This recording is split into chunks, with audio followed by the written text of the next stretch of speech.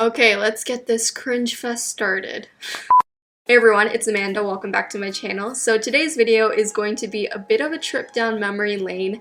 I've been seeing a bunch of videos where artists look back on their old and childhood art and react to it, and I thought it would be kind of fun for me to do that. Now, I have no clue what kind of embarrassment and cringiness I am self-inflicting upon myself, but we're gonna experience it together. I had my mom go through a bunch of my old art stuff back at home, and she went through it and picked out a couple of things.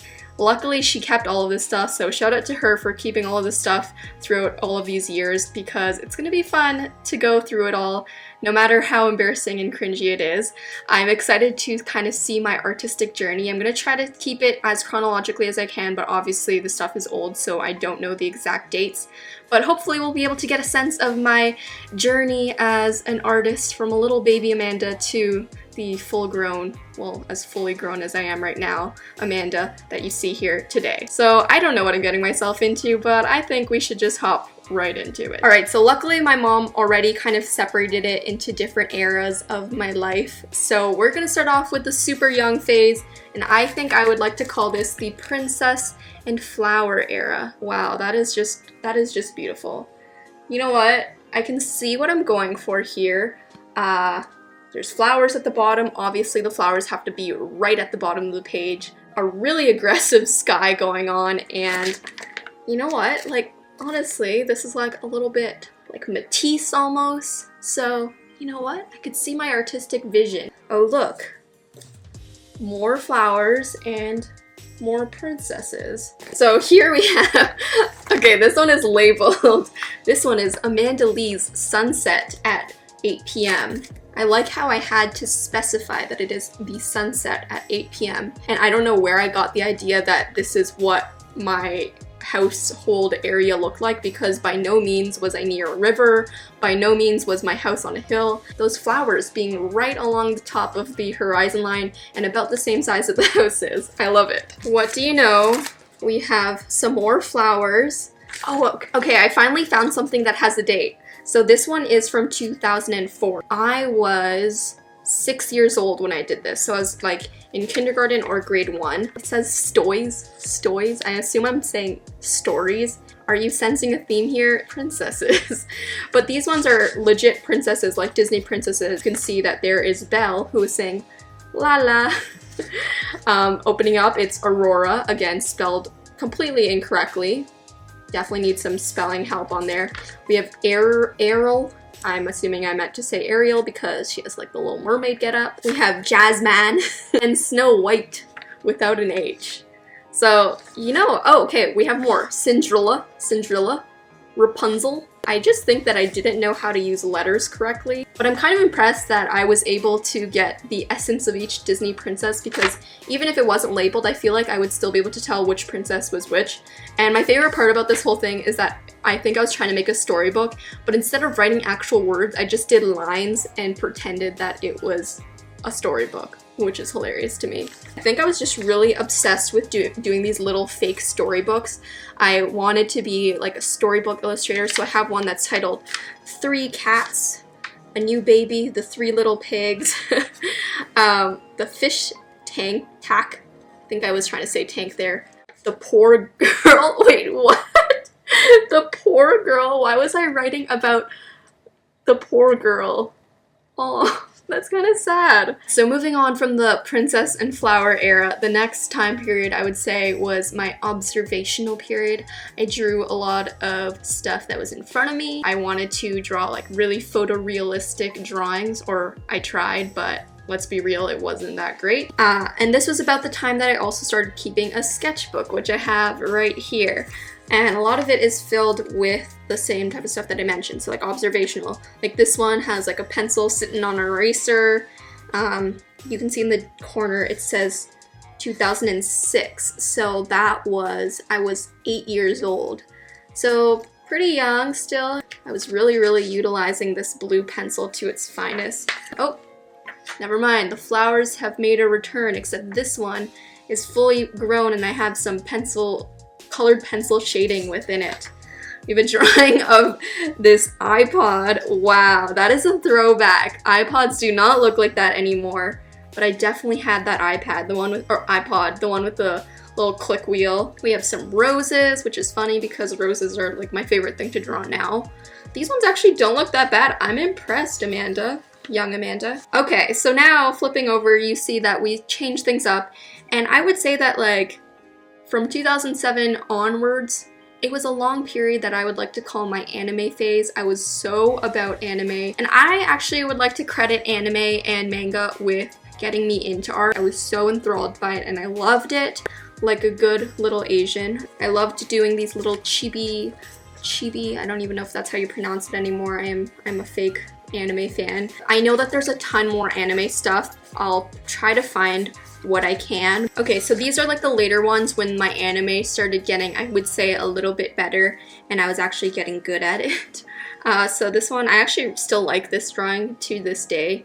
I think it's pretty cute. And I was definitely copying someone else's style. I would see like anime that I really liked and I would implement the same style of eyes or like the same style of mouth or hair drawing. But again, it got me into art, and you know what, I can't regret anything because doing these definitely helped me improve. So that was like a solid 4-year period where I was basically obsessed with drawing anime. It was a really long era in my life. Alright, so I think this sketchbook is next. This is a big boy. There's a title right on the front actually, June 2010 to 2011. Alright, so we're opening it up and first of all, trying something new for the first time. A little oil pastel action, a little abstract, kind of fun. But no, right back to the anime. I think I was really into putting like little quotes that just, you know, made my art seem really artsy, because this one says, "Take a seat. Take a seat." This is a girl next door. This one's actually not that bad, like, to be honest. If I look at the shading and everything, I kind of like what I had going on there. Oh, okay. Listen to your iHeart. Apple, hire me. But this is like the iPod weaving its way into my art again. Like, I was just really inspired by my iPod. Life's an hourglass. And this girl trapped in an hourglass. Wow, Amanda. Really just hitting it home with these quotes. We have an eye, which I think every single person who has ever been interested in art has probably drawn some version of this eye. It's just that very typical, super close-up, realistic eye, but I decided to just switch things up and put the world in there because I thought it was really creative and crafty. Here's something a little bit different. So around this time, this is 2011, so I was in middle school and I wanted to apply to get into this art program in high school. So I went into a legit art class for the first time. All of the other previous years in my life, I was never enrolled in like a sit-down art class. But I thought that since I was applying, I wanted to go to a real art class and improve my skills, and for this art program in high school, you had to submit a portfolio, so I wanted to build that up. So a lot of the stuff coming up that you're gonna see is the typical things that you do in an art class. So you can kind of see that I'm getting better about shading. I am adding in more dark tones and I'm leaving things lighter instead of keeping things pretty flat. Oh, we got a butt up in here, ladies and gentlemen. I hope this video is not gonna get demonetized because of this. As I was going through the stuff to look for the late middle school, early high school, I did find some more anime things. And let's be clear, just because I declared that the anime period was a bit earlier, I was still drawing anime, I was still very much into it, and I was doing a lot of digital stuff as well, which I can show you on the screen. I saved up for a Wacom tablet and I practiced every single day on it. I loved it. But yeah, I just wanted to note that just because I was trying to get into a fancy schmancy art program in high school doesn't mean that I let go of my roots. I was still very much an anime girl. It starts out with like hand-drawn stuff that I scanned. I remember doing this because this was probably when I didn't have my tablet, so this was just hand-drawn with a fine liner. I scanned it, cleaned it up, 2009, so a bit earlier. But then we get into the stuff with the tablet, which was when I started learning how to do like digital coloring and stuff. I actually really improved a lot over the couple of years that I had my tablet because I was so obsessed. Wow, Honestly, some of this later stuff I still like. I feel like they're kind of cute. Obviously, the earlier stuff is pretty cringy, but I get better. This is such a walk down memory lane. I remember drawing each of these and being so proud of it. Oh, here's that drawing from before in that sketchbook. I guess I loved it so much that I had to digitize it and do it in a colored version, which I think actually looks really good. Damn, I'm impressed. I lost all of my digital coloring and sketching abilities, but I used to be so into it, and it used to be the only thing I would do, and I would just sit at my tablet all day. Wow, maybe this video is going to birth a new era, a revival period, a revival of the Amanda anime period. The end of the anime phase was pretty much 2011, 2012, which really coincided with when I went to the art program in high school, which I will show you the stuff from now. I do have some of the stuff that I submitted as the portfolio to get into that art program in high school. So we have some like oil pastel stuff, this like really pretty actually bird painting. I really did like this. This is actually something that I feel like I would make to this day. It's very in my style. I love doing architectural drawings even right now, like doing buildings and all of that, and this was done with like pen and ink. I'm actually in the midst of like finding some prints to put up in my room, so you know what? Like this might go good in the back there. Oh, okay, so we have another painting. This is like acrylic. Gives me Bob Ross vibes almost. You know, maybe I was like following a Bob Ross tutorial. So this is kind of cool actually. We have this like face. I remember this was done in chalk pastel. I was trying out so many different mediums, so I wanted to try doing like the chalk pastel on the black. Finally, we've made it to the wonderful world of high school. So just a little backstory. High school was actually when I started my YouTube channel. I started right at the beginning, grade 9, and I started it mostly to get some sort of creativity back into my life because I found that I wasn't used to going to art classes every single day. I loved it, but it was definitely different from back in the day when I would just do art whenever I wanted. I wasn't being graded on it. So it was kind of different, and that's why I started my YouTube channel. I just wanted to make videos, be creative, and all of the while I was doing art projects at school. So this was one of the first projects we did in grade 9, kind of surrealist drawing of some eggshells. So it's a little dirty right now because it's like shaded, so it probably got smudged in transport. And I don't know if you can tell, but the eggshells, there's like little highlights right on the cracks of the shells, so that was also really hard. But it was meant to be an exercise to get your shading really even. With pencil, you have to do like circular motions and make sure you're not switching up your direction too much. So, I mean, you can still see some of the direction on my pencil strokes, but it was definitely a grueling exercise if I do say so myself. But I really like the composition, and it does look like they're floating in space, which is kind of cool. Oh my gosh, okay, this is actually fun because this wasn't done for my art class, it was actually done for my English class. We had a project, and a lot of my projects were very creatively driven. I don't know if this was just an effect of having a lot of teachers in the school who embraced the arts, but they were really willing to do a lot of creative projects, which I appreciated. So I created a pop-up book for the poem I, Icarus by Alden Nolan. I spent all night. I actually have vivid memories of me pulling an all-nighter for this book. It was like one of my first all-nighters ever. And I am so proud of it. Like, how cool is that? I had such a fun time creating this because it was something where I had to think a little bit different.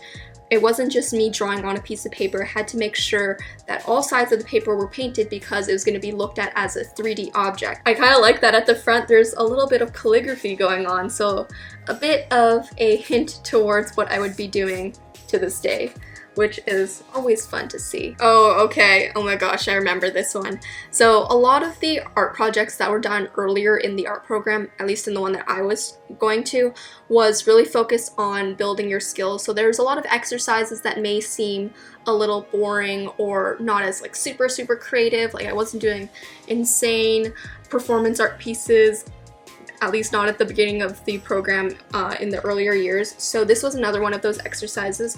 As you can see, it's a watercolor painting. So we had to learn to build up light washes of color slowly in order to get that vividness, because with watercolor it's hard to get like a really punchy, vivid color because it is watered down. So this was difficult, and also to get all of the little highlights in the bumps, and plastic has an interesting way of reflecting light, so we really did have to practice this a lot. Oh my god, I remember, I don't know if I have the sketchbook, but for this piece we had to do like millions and millions of squares of washes of color just leading up to it, like not even for this piece, it was just practice in our sketchbook, and we had to do so many versions of these Lego blocks.